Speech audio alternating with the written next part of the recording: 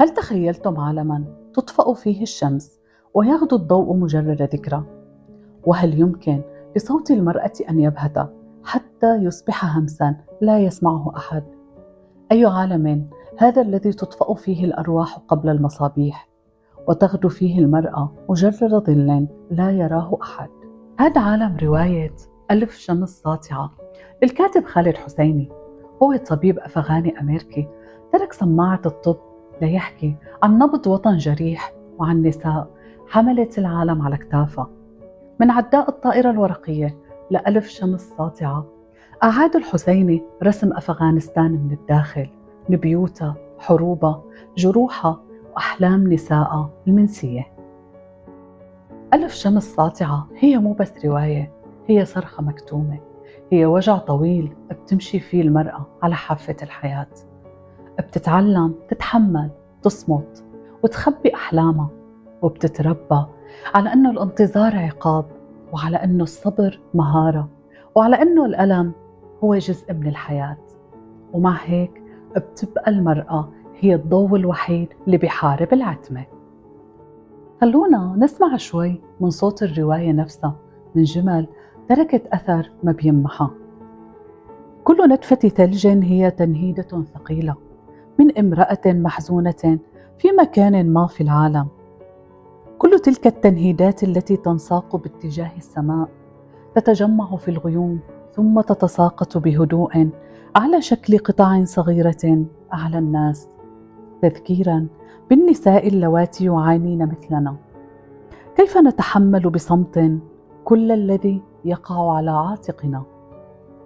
دعيني أخبرك شيئا يا مريم، قلب الرجل مثير للأسى، إنه ليس كرحم الأم، إنه لا ينزف الدم.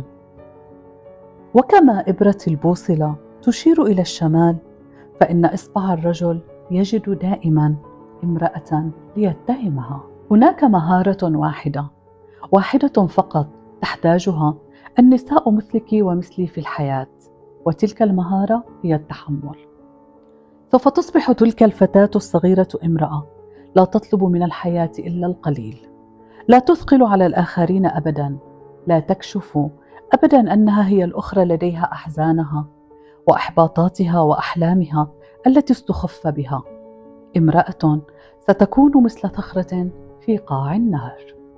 المجتمع ليس له فرصة للنجاح إذا كانت نساؤه غير متعلمات.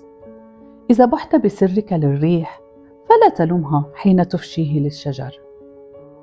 عاشق للفن يهرب من متحف يحترق. بقدر ما أحب هذه الأرض أفكر أحيانا في مغادرتها إلى أي مكان يسهل فيه النسيان. هي الاقتباسات مو مجرد كلمات، هي أرواح نساء مرت من هون وتركت ظلال على الورق.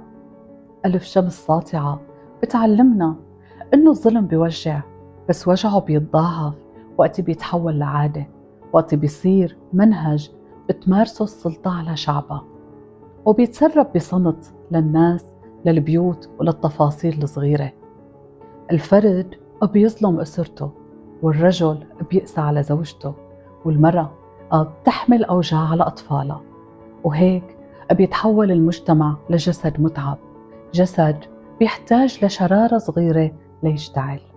نحن بحاجة لألف شمس ساطعة، شمس تفتح نافذة للعدل وتزيل القرص الطويل من القهر، وتعيد للإنسان حقه بأنه يعيش بلا خوف وبلا ظلم وبلا فقر. لأن المجتمعات اللي بتنطفى فيها العدالة بتحتاج لتعود للحياة لضوء يشرق من جديد. منلتقي بحلقة جديدة مع كلمات بتسافر وقلوب بتحكي، ورحلة بين السطور ما بتنتهي، وإلى اللقاء.